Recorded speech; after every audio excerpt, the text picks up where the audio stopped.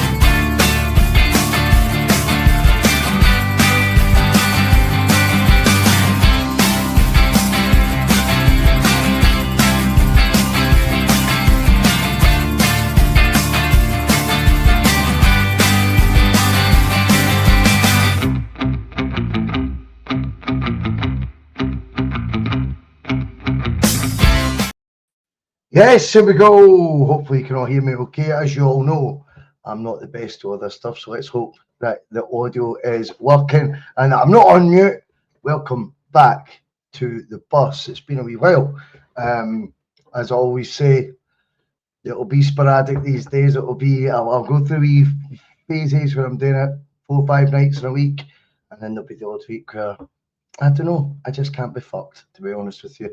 So thank you to all you who still do want to tune in, as always. Thank you to everyone who has subscribed, hit the follow button and all that, whatever fucking buttons are, I don't even know.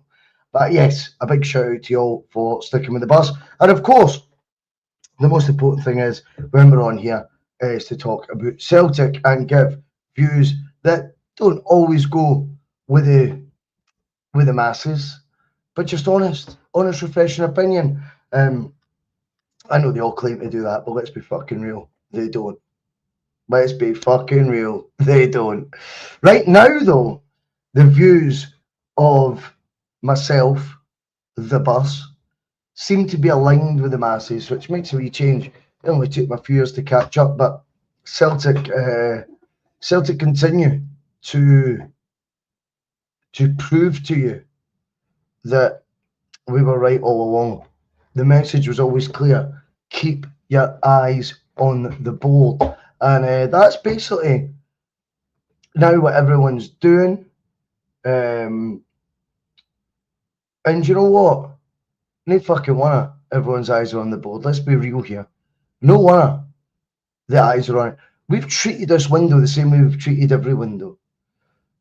My frustrations with Celtic back in 2022 summer was we've got guaranteed group stage football for the first time in years, and we brought in Bernabe, we brought in Aaron Moynihan free so he could get fit for a World Cup, and a couple of others, I think Hacksaw and shit like that. And I thought then, this board are in a good place. They don't quite know what to do. They still seem like they're acting like they always have. You fast forward to the summer just been, and you look at it and you go, this is an opportunity for 4 Champions League campaigns on the spin. And we treated the window the same. We treat every other one. And we came a cropper in the qualifiers. We get to January 25-26 season. The January window is a surreal one in the sense that Celtic had fucked up even domestic bliss. We're third in the league. At one point, I think 9 off Hearts. We did the Nancy disaster. And amazingly, they treated this window the same they treat every other one.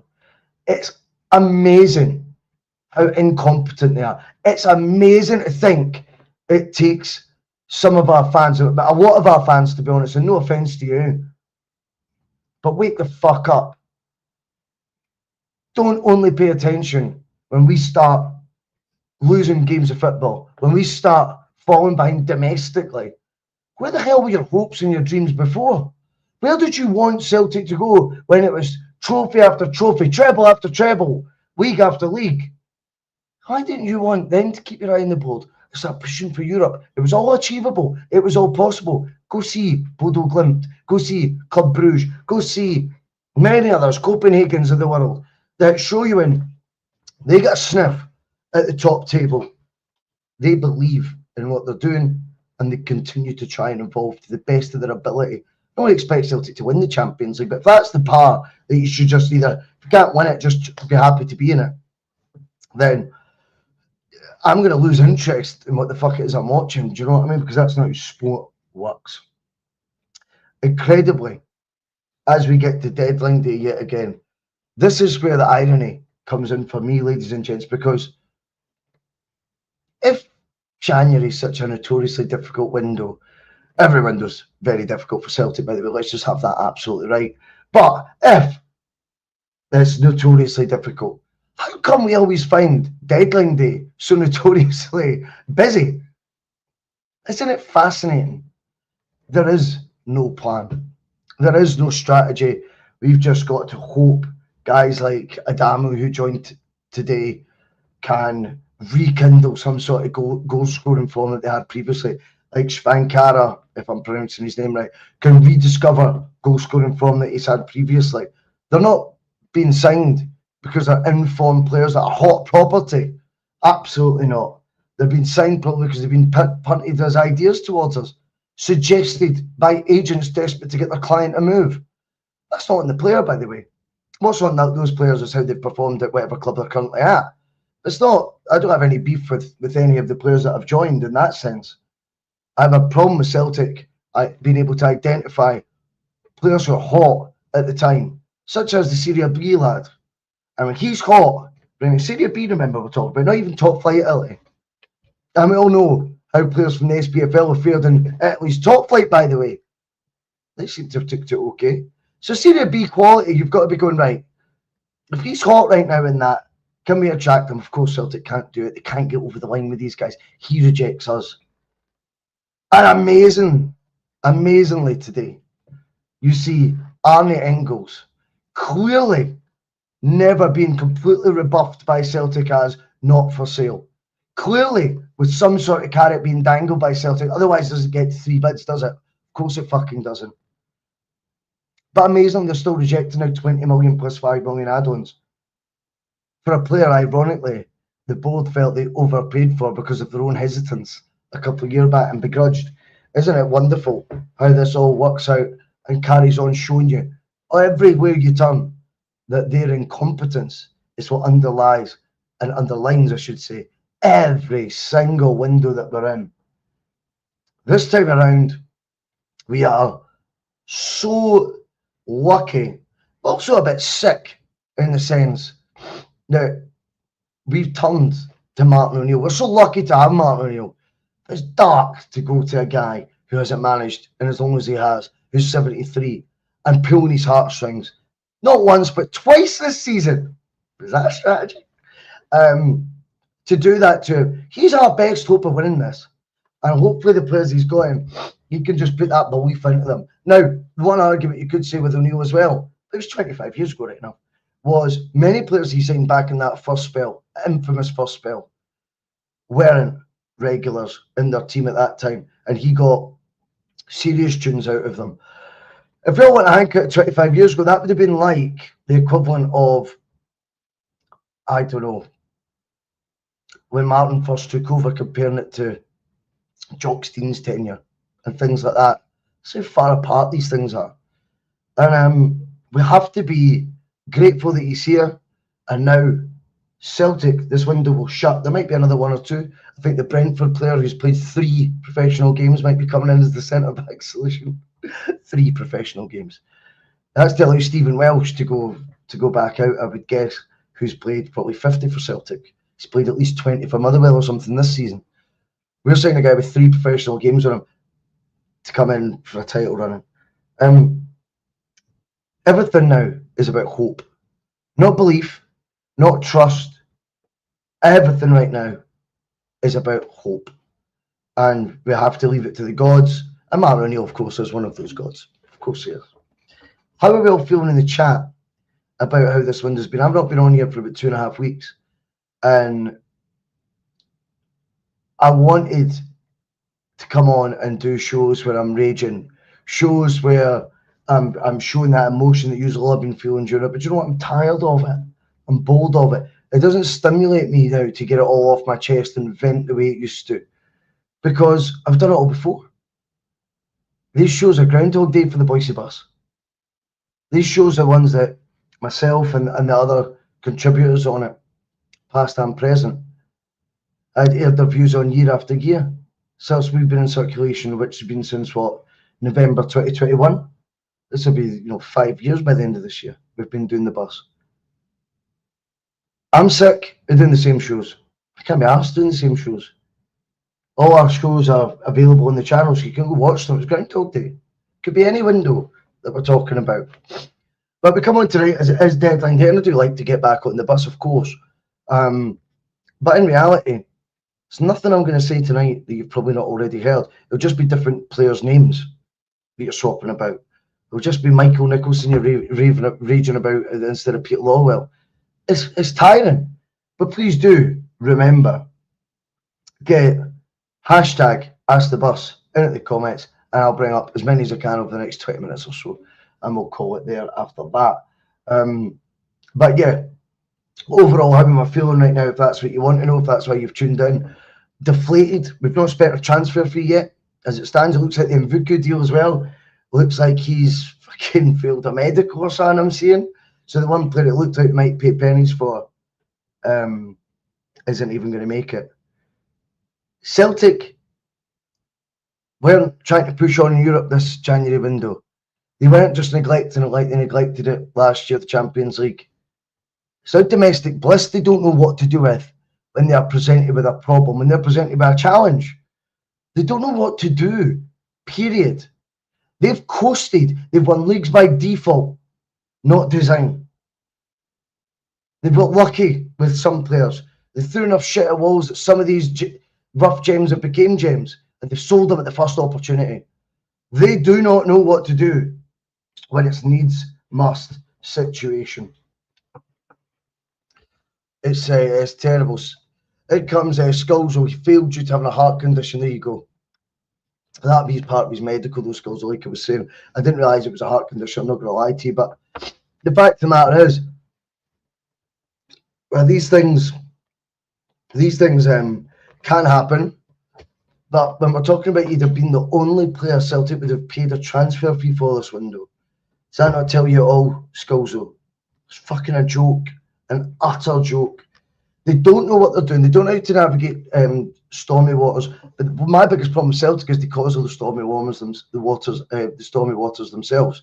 Now, we also were told that the money is sort of stockpiled for rainy days. COVID was the rainy day. That season became a rainier day. Well, what about this season?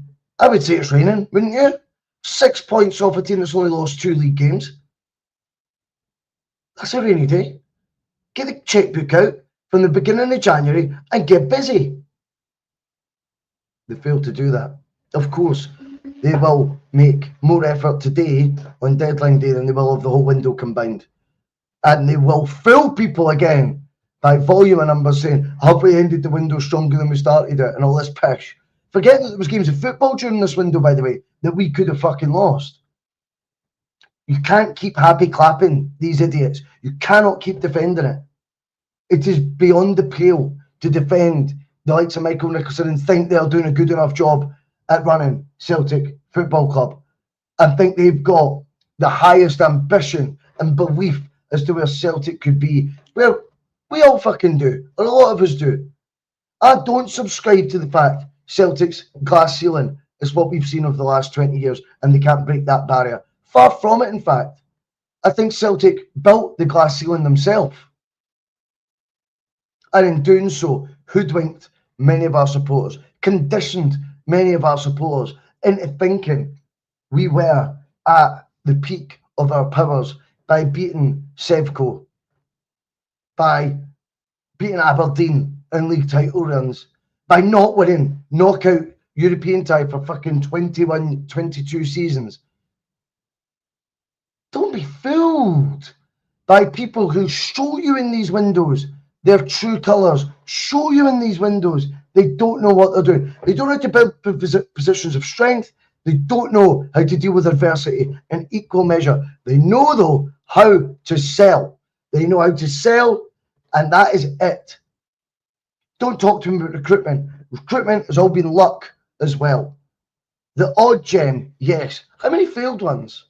How many failed players have came into Celtic? I call it the 9 in a row summer. Remember Brendan's first summer? The 9 in a row summer. The only relative success story is Bernardo. How's he getting on? 9 players, none of them worked. 9. But people want to harp back to the odd one that we made some profit on. Oh, see, it's called a transfer strategy. It's not a strategy. It's a player trading model. It's not a player trading model. If it was a player trading model, Arnie Ingalls would have been sold today. Do you know why? Because they already had the blueprint, the 3 or 4 lined up available targets that they would be able to attack. They're choking to sell them for the money that's been offered. Choking to sell. But they can't because they know deep down that pulls down the mask. Because they won't have a replacement lined up. They won't have an alternative that could come in and bring quality to the team. It's just crazy. Absolute crazy how this could be defended by anyone. As I say, right now though, it seems to be the views from the bus that have been prevalent and have been there for you all to watch and listen to and read, now seem to be the ones that are in vogue all those years later. But they're only in vogue because we're losing football matches. Don't fall for bullshit, because that's the other thing that fucks me off. I want these people only speaking up now to actually, sadly, stay in vogue, remain popular, get their clicks, get their likes, keep their blogs popular, keep their podcasts popular, all that. Not because they are capable of telling the truth, and they were terrified back because it was under Ange Postecoglou. They were terrified then to say anything negative about Celtic because everyone had such a love-in with the man with the woolly jumper. It was ridiculous then, and it's embarrassing now that everyone's jumped on the bandwagon because everyone else is sheep everywhere you turn. If you want honesty, listen to this channel when we're on, right enough. Not that we're on that often, so I can see how you listen to others considering they're on more regular. But they're absolutely following the crowds. They're following the crowds, so just keep that in mind the next time you review from them. They're looking about what's in vogue, what's going to keep me my viewers, what's going to keep me my subscribers. Give a fuck. Not on this channel. You'll never get that. And no one, can I just say, is happy. I would far be happier going, holy fuck, Celtic have got their shit together. I love saying that.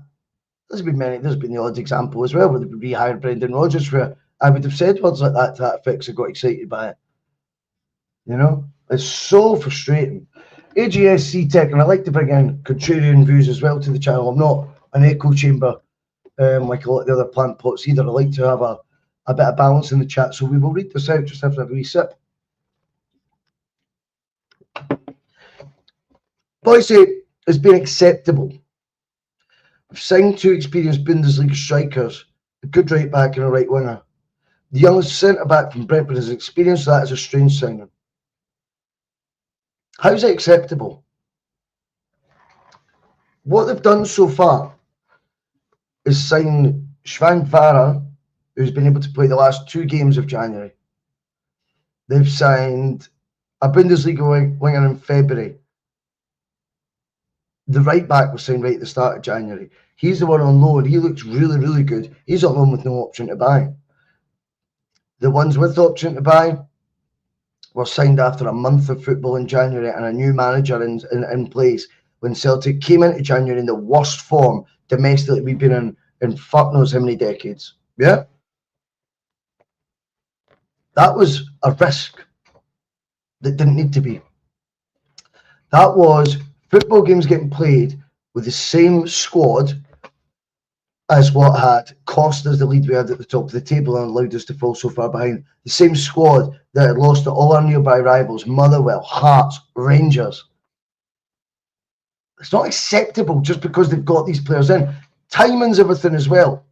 Proactively having plans going into a window, not as you come out the window, and seeing what's happening, scrambling about. It's not world class, I'm afraid. And if it's acceptable to schools to get players in, that's because AJSC, they have brought your standards so far down. Your expectations, mate, have been dropped. You might not know that. But your expectations have been dropped so far. That's what makes this acceptable now. These players now need to bed in. They need to bed in for what is a complete title race. The Celtic aren't winning right now at this moment in time. Are behind in. It's scrambling about, last minute, Larry, bullshit. I don't find it acceptable, mate, and I'm sorry that we disagree, but it's good to have the debate as well. I like bringing on different players. And the pros that you do say about those players still do remain intact. Experienced Bundesliga strikers, I get that. The thing is with the Bundesliga strikers, their experiences in the Bundesliga weren't so good, were they? Luckily for us, the leagues that they were successful in, like the Austrian League and the Czech League, are probably of a similar standard to the Scottish one. And that's probably a better place to gauge it on. The only issue with that is, of course, it was years ago. How is their form now? I have liked Frank Varro though since he came in. I think he's looked very, very good. I'm probably pronouncing his name wrong. General Zod, the fish rots from the head. Couldn't put it better myself, mate. Yeah, absolutely spot on. Mark K, will this board still be a situation at the start of the season? I think so. I think so. I don't see any of them not realising. They know they're shit at their job, right? They know. I don't see any of them giving up the perks, the benefits, and the best goddamn wages they'll ever earn in their life in the current roles they are. Particularly when they've got the guys who could remove them, such as Dermot Desmond, Ross Desmond and stuff, on side. All you could hope for, realistically, I mean, don't get me wrong, all you could expect, I should say, all you could hope for is that they all did go. I still hope for that, of course. But all you can really realistically expect, I think, would be for them maybe to add fresh impetus to it and actually listen this time. If I were in the state of doing my job the way a Michael Nicholson is, I would welcome help. Help that could get you the fans back on side by showing you a different direction. Somebody give you some actual ideas on what it is to run Celtic, that are futuristic, that are from a different thought sort of base than what he's used to. Rather than when it was like Don Mackay just sort of, don't like that, that's not what we used to get him to fuck. We also have to explore the fact that in terms of a new board being in situ, are they maybe so digging their heels in? Ross Desmond, if you actually look back at his rhetoric during that AGM, Martin, that was a guy who spoke with utter disdain towards the fans. And if anything, if we thought that was drama, or that was because they were pissed off at recent events from the fans, or their narrative was true that they were just upset at some booing from the AGM crowd. Well, do you know what? We now know they at least were telling the truth that day. They've backed up the disdain that they show us. They've backed up the fact they don't think we're worthy of being a Celtic fan. And is that therefore we're not worthy of seeing the best version of Celtic on the football park? They're certainly not played ball this January to reward the fans. That's how they see it. We're not rewarding the peasants. We're not rewarding them after their shenanigans. Absolutely not. We look down our nose.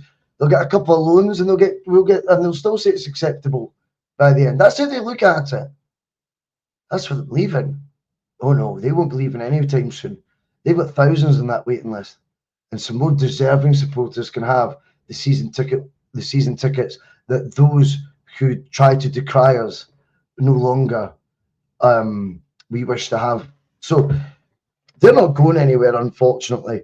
They could add some new life to the board, but again, the more I'm talking there, the less likely I even think that happens.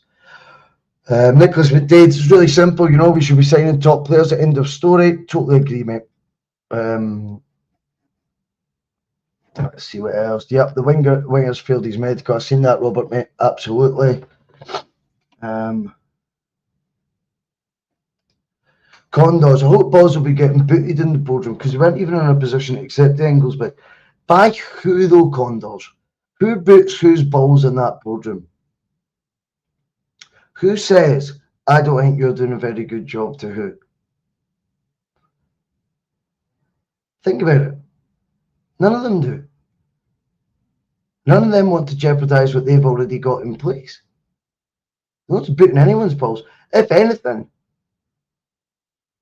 they're raging that it was the last day of the window that Arnie Engels' bid came in and not earlier on. They'll be spewing right now. They can't accept that offer. That would have been a dividend banker for them, guaranteed. That would have ticked all their KPIs, that move. More than doubled the fee pay outlay for him. And yeah, still got to blame, you know, that signing, that crazy valuation signing that was so much money that we should never have spent on Brendan. So they managed to piss off Brendan by saying he spent too much on a player that they're going to make double on within 18 months. Funny that, eh? They're fucking miles off it, man. It's so frustrating. S. Bergen comes in, great to have you on. They haven't spent a penny. Yep, that's what I'm saying, mate. Totally agree. AGSC comes back in, great. I do accept your point though, Bhoycie. Yes, my expectations have been lowered. I think the loan players will have given us a shot at winning the league. Do you know what I mean? We've signed players at the very end of the window that give Celtic, with the dwarfing advantages that we have, a shot at winning the league. You're more damning on the club than you realise, AGSC, with those words, mate. But great to have a back and forth, mate. I love that. And you're very much entitled to your opinion and sharing it on the bus at all times, you know what I mean? Of course it is, we can't all agree. Martin Wilmot comes in.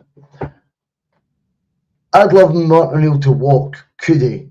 No, I don't think so. I think he's here to have one last hurrah. He's backing himself. He's backing himself. He's our only hope. It's that simple. He's backing himself because, as he alluded to himself, he says, you know, that's a bit of ego. Of course there is. And I love hearing that. It's refreshing honesty when he came back. But he knows he's up against it.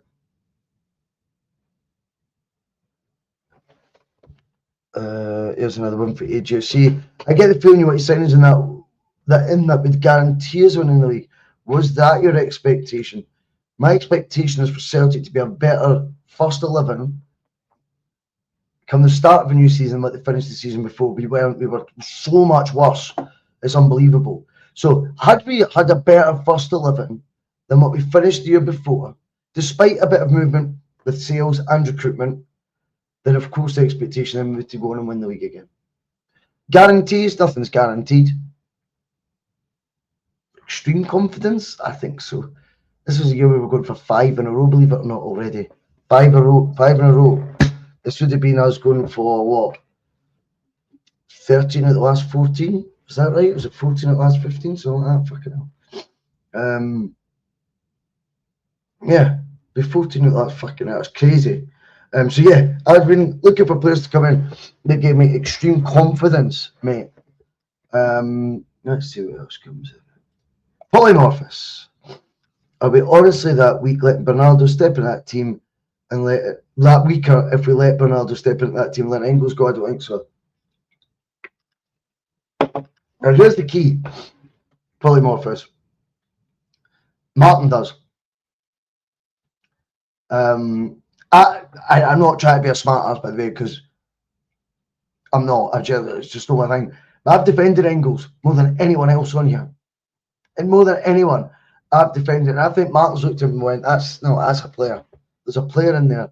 He can't be sold when I'm trying to win this league and you're not buying anyone. Like, you can't bring me 3 loans and then take away someone I'm counting on and have been counting on in both spells I've been in charge this season. He's not been picking Bernardo. He's been picking Engels. He thinks there would be a big drop-off. Otherwise, you'd see more of Bernardo.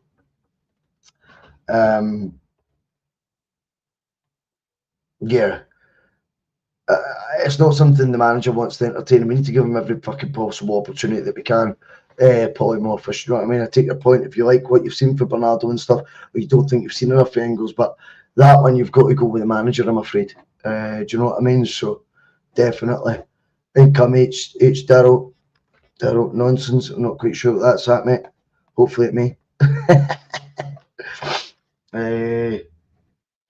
And I says keep everyone. Ingles is worth more. The money that goes on down there. I mean, I don't know. I think it was Strand Larson. I seen that the Wolves striker. I think he scored 1 goal this year at season or something. 48 million down there.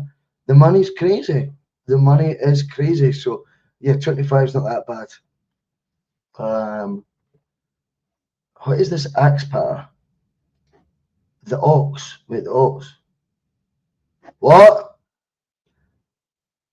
Alex Oxlade-Chamberlain. What is this? What's going on? Have I missed something? Tell me no. Celtic are interested in former Arsenal and Liverpool midfielder Alex Oxlade-Chamberlain. There's no rush for any deal to be sorted before the deadline, as he's a free agent. Anthony Joseph, man, like, see, sometimes I do feel, I think when he goes on a podcast, he might speak his mind a bit more. I think on Twitter sometimes, like, how is there not a rush just because the window's shutting? There's a fucking rush because we're 6 points behind, no matter who the player is. He's currently training with Arsenal. Fucking hell. How old is Alex Oxlade-Chamberlain now? I want to guess 32. Does anyone know? Oxlade-Chamberlain. Fucking hell. Give up.